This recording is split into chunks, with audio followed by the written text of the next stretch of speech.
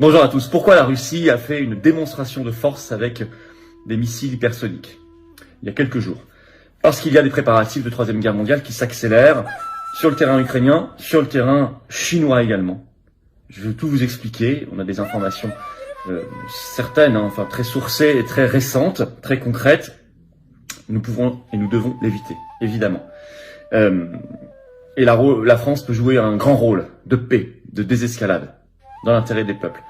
Justement, plus on sera informé de ce qu'il compte faire dans les semaines et les mois qui viennent, plus on pourra l'éviter. C'est pour ça que je vais tout vous expliquer maintenant. Il faudra faire circuler, si vous voulez bien, cette vidéo, parce que ce que je vais vous dire là, on le voit très peu, voire pas du tout, dans les grands médias conventionnels, surtout en France. Alors, préparatifs de Troisième Guerre mondiale. Alors, pourquoi d'abord? Parce qu'il y a des défaites en cours. On en parlait dans les vidéos précédentes, mais vous pouvez même maintenant, les grands médias sont obligés de le dire, de Zelensky en Ukraine. Il y a une défaite. Bon, c'était prévisible. Alors, ça les amène à se radicaliser.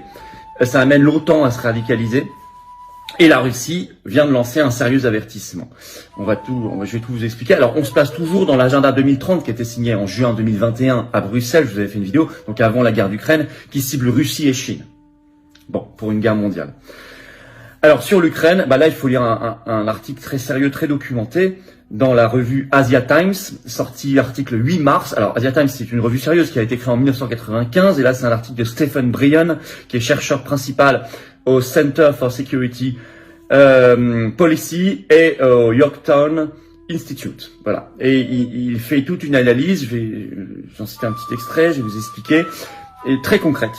C'est sur les prochaines offensives du printemps en Ukraine. Et c'est là qu'on peut basculer du conflit local au conflit mondial. Je le cite. Des acteurs extérieurs peuvent intervenir, en particulier des forces américaines et celles de l'OTAN, écrit-il. Il ajoute, l'Ukraine s'y prépare sérieusement.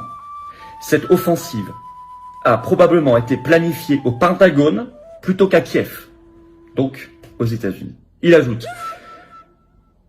il y a des mouvements en ce moment. Il écrit, l'OTAN renforce rapidement ses forces.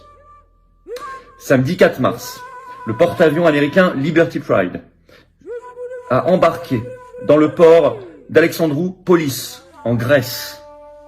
Ça, c'était samedi 4 mars. Transportant du matériel militaire destiné aux forces de l'OTAN.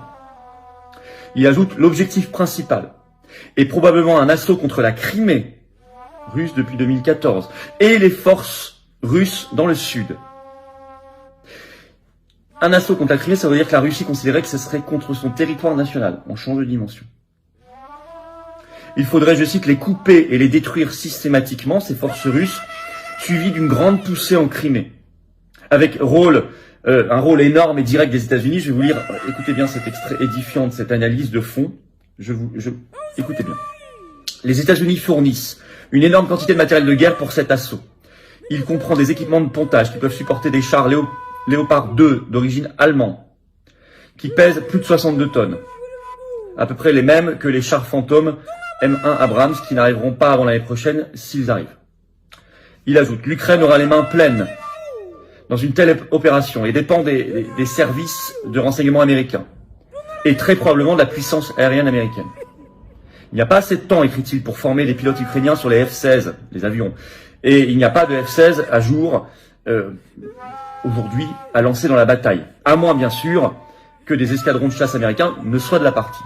Il ajoute enfin, on peut s'attendre à ce que des avions américains soient peints avec des insignes ukrainiens, ça s'appelle sous faux drapeau, et qu'ils soient pilotés en réalité par des pilotes américains ou de l'OTAN.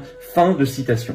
Évidemment, des opérations sous faux drapeau, ou dissimulées en ukrainien, comme en ce moment vous avez entendu que des forces américaines essaient de refourguer le sabotage de Nord Stream sur les Ukrainiens. Bon, c'est toujours la même chose. Allez voir ma vidéo récente aussi sur la bombe sale sous faux drapeau qui menace.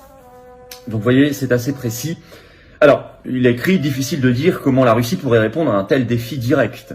Probablement en attaquant des stocks en Pologne et en Roumanie, mondialisation du conflit, et quasi sûrement des aérodromes qui soutiennent l'offensive.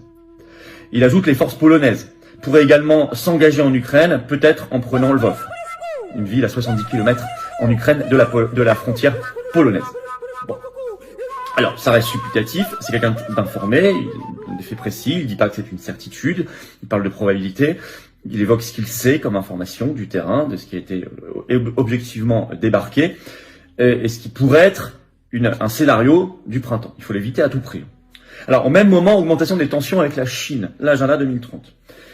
Là, article de Courrier International de ce 7 mars, qui est en ligne aussi bien sûr, le titre « Le double avertissement de la Chine aux États-Unis en réponse aux États-Unis ». Alors, double avertissement qui est venu du nouveau ministre des Affaires étrangères chinois et du président Xi Jinping. D'abord, le nouveau ministre des Affaires étrangères chinois s'appelle Qin Gang, et le 7 mars, il a déclaré, je cite, « Il y aura des conséquences catastrophiques si les États-Unis continuent d'étouffer la Chine ». Il se lève contre ce qu'il appelle la politique d'endiguement de la Chine, une politique il a dénoncé le néo-macartisme hystérique qui règne selon lui à Washington contre la Chine, avec une confrontation malveillante, et il dit il y aura inévitablement, si ça continue, des conflits, des affrontements. Je cite, je vais vous lire un extrait par ailleurs de ce qu'il a déclaré. Je cite, c'est dans Courrier International. Si les États-Unis n'appuient pas sur le frein, s'ils continuent sur la mauvaise voie, rien ne pourra empêcher une sortie de route, a-t-il prévu. La relation, ajoute-t-il, tournera inévitablement au conflit et à la confrontation. Qui en subira les conséquences catastrophiques? Les peuples, évidemment. Alors, Xi Jinping, par ailleurs, ça s'ajoute au propos tenu en réunion à huis clos des délégués le 6 mars par un président chinois, qui lui parle, je cite, d'une politique d'endiguement, d'encerclement et de répression emmenée par les États-Unis contre la Chine. À peu près la même technique que contre la Russie. À noter qu'effectivement, il y a eu beaucoup de bases militaires récemment ouvertes autour de la Chine.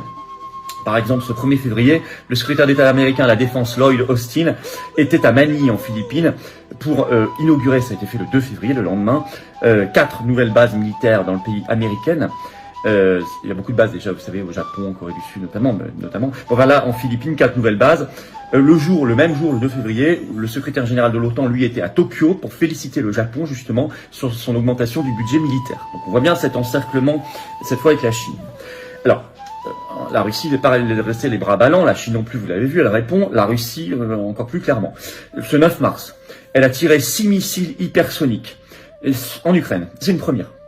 Article de RTL du 9 mars, je cite, « La Russie tient à marquer les esprits avec une arme de pointe aux effets dévastateurs. » Ces missiles, écrits RTL, sont redoutables, car plus rapides et surtout manœuvrables jusqu'au point d'impact. C'est le premier pays, écrit RTL, à les avoir utilisés sur un théâtre d'opération, en l'occurrence l'Ukraine. Ces frappes, ajoute RTL, permettent à Vladimir Poutine de rappeler à l'Occident l'étendue de son arsenal.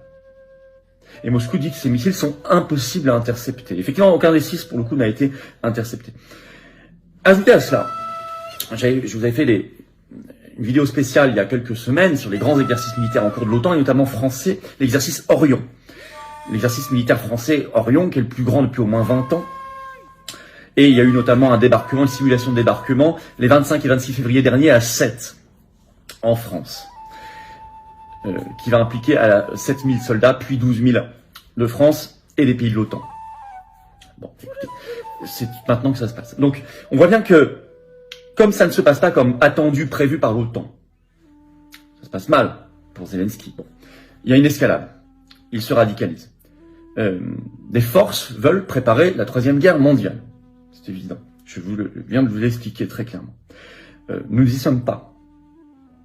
Pas encore. Il ne faut pas y être, évidemment. Il faut rejeter ça. Pour cela, il faut informer l'opinion publique. Plus les opinions publiques, nous on fait le boulot en France, il y en a beaucoup qui le font un peu ailleurs, il faut que chacun fasse le boulot.